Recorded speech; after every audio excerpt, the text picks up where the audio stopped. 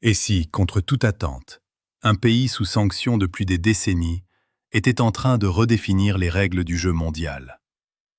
Et si l'Iran, souvent présenté comme affaibli, révélait en réalité une capacité de résilience et de stratégie que peu avaient anticipée? Aujourd'hui, ce que vous allez découvrir pourrait bien changer votre lecture des rapports de force internationaux. Depuis plus de 40 ans, l'Iran est au cœur d'une confrontation permanente avec l'Occident, en particulier les États-Unis. Tout commence véritablement en 1979, avec la révolution islamique qui renverse le Shah, allié stratégique de Washington. Ce moment marque une rupture brutale. L'Iran passe d'un pilier du système occidental au Moyen-Orient à un adversaire frontal. Très vite, les tensions s'intensifient. La crise des otages à l'ambassade américaine, la guerre Iran-Irak dans les années 1980, puis les sanctions économiques successives imposées par les États-Unis et leurs alliés, tout concourt à isoler le pays. Mais cet isolement va produire un effet inattendu. Au lieu de s'effondrer, l'Iran s'adapte. Au fil des décennies, Téhéran développe une stratégie hybride. D'un côté, un programme nucléaire controversé qui inquiète les puissances occidentales. De l'autre, une influence régionale croissante à travers des alliés non étatiques et des réseaux politiques en Irak, en Syrie, au Liban ou encore au Yémen. L'accord sur le nucléaire de 2015 semblait ouvrir une période d'apaisement. Mais le retrait américain en 2018 relance la confrontation. Depuis, le Moyen-Orient est redevenu un théâtre de tensions permanentes, où l'Iran joue un rôle central. Ce qui surprend aujourd'hui les observateurs, ce n'est pas simplement la capacité de l'Iran à résister, c'est la manière dont il transforme ses faiblesses en leviers stratégiques. Sur le plan militaire, l'Iran ne rivalise pas directement avec les grandes puissances en termes de budget ou de technologie conventionnelle.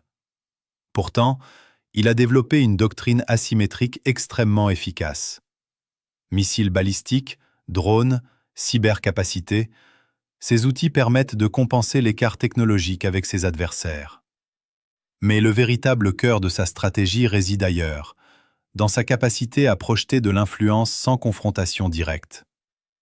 L'Iran s'appuie sur un réseau d'acteurs régionaux qui lui permettent d'agir indirectement. Cette stratégie lui offre une profondeur stratégique considérable tout en limitant les risques d'escalade directe. Sur le plan économique, malgré des sanctions sévères, l'Iran a développé des circuits parallèles. Commerce avec certains pays asiatiques, réseaux informels, adaptation interne. L'économie iranienne fonctionne dans un mode de résistance permanente. Elle est fragilisée, certes, mais loin d'être paralysée. Et c'est précisément là que réside la surprise. Beaucoup avaient anticipé un effondrement. Or, ce qui se produit est tout l'inverse. L'Iran s'adapte, innove, et parfois même prend l'initiative. Sur le plan diplomatique, enfin, l'Iran joue une carte subtile. Il se rapproche de puissances émergentes, renforce ses liens avec des acteurs non occidentaux et s'inscrit dans une dynamique de monde multipolaire. Ce repositionnement stratégique lui permet de contourner partiellement l'isolement imposé par l'Occident. Mais pour comprendre pleinement cette situation, il faut aussi interroger la manière dont elle est présentée. Dans de nombreux médias occidentaux, l'Iran est souvent réduit à une image simplifiée. Un régime isolé, affaibli, au bord de l'effondrement. Cette narration a une fonction politique. Elle justifie les sanctions, renforce la légitimité des politiques de pression et façonne l'opinion publique. Or, cette vision est partielle. Elle omet la complexité du système iranien, sa capacité d'adaptation et surtout les limites des stratégies de pression. De l'autre côté, la communication iranienne elle-même n'est pas exempte de propagande.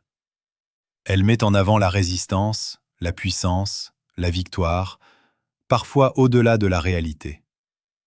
Comme dans tout conflit, l'information devient une arme. La vérité se situe donc entre ces deux récits, et c'est précisément là que se joue l'analyse stratégique, comprendre ce qui est réel, ce qui est exagéré, et ce qui est volontairement caché. Il est également important de souligner les doubles standards qui traversent les relations internationales. Certains pays développent des capacités militaires sans susciter de réaction majeure, tandis que d'autres sont immédiatement sanctionnés. Cette asymétrie alimente un sentiment d'injustice et renforce la posture de défi de l'Iran. Les conséquences de cette confrontation dépassent largement le Moyen-Orient. Sur le plan énergétique, toute tension impliquant l'Iran a un impact direct sur les marchés pétroliers. Le détroit d'Ormuz, par lequel transite une part significative du pétrole mondial, reste un point stratégique majeur. La moindre escalade peut provoquer des fluctuations importantes des prix, affectant l'économie mondiale. Dans la région, l'influence iranienne redessine les équilibres. Certains pays perçoivent cette montée en puissance comme une menace, d'autres comme une opportunité. Cela crée un jeu d'alliances complexe, souvent instable. Pour l'Afrique, les répercussions sont indirectes mais bien réelles. Hausse des prix de l'énergie, recomposition des partenariats internationaux, nouvelles opportunités de coopération. Le continent se retrouve pris dans une dynamique globale qu'il ne contrôle pas toujours. Dans le monde musulman, la position de l'Iran est également ambivalente. Certains voient en lui un acteur de résistance face à l'Occident, d'autres dénoncent ses ambitions régionales.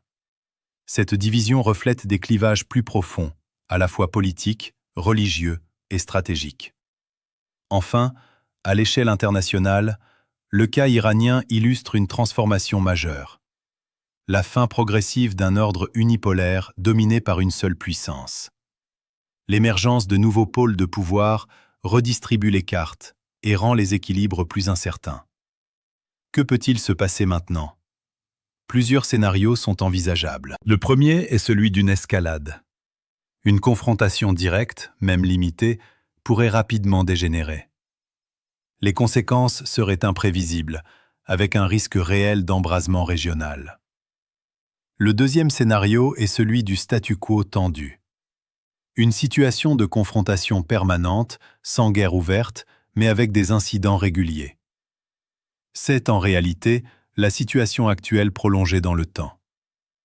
Le troisième scénario, plus incertain mais possible, est celui d'un retour à la négociation.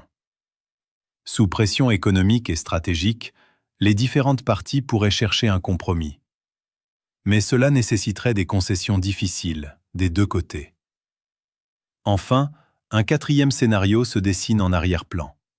Celui d'un basculement progressif vers un nouvel équilibre mondial. Dans ce cadre, l'Iran ne serait plus un acteur isolé, mais intégré dans un réseau d'alliances alternatives. Il est important de noter que ces scénarios ne sont pas exclusifs. La réalité pourrait être une combinaison de plusieurs dynamiques. Ce qui se joue aujourd'hui autour de l'Iran dépasse largement une simple confrontation régionale. C'est une bataille de modèles, de récits et de stratégies. L'Iran, malgré ses limites, démontre une capacité de résilience qui force l'attention. Il ne s'agit pas de le glorifier, ni de le diaboliser, mais de comprendre ce qu'il révèle. Un monde en mutation, où les rapports de force ne sont plus aussi prévisibles qu'avant. La véritable question n'est donc pas seulement de savoir qui va gagner ou perdre. Mais plutôt, sommes-nous en train d'assister à la fin d'un ordre établi et au début d'un nouvel équilibre? Parce que dans ce type de confrontation, ce ne sont pas seulement les États qui changent. C'est la manière même dont le monde fonctionne. Et ça, c'est ce qui devrait vraiment retenir votre attention.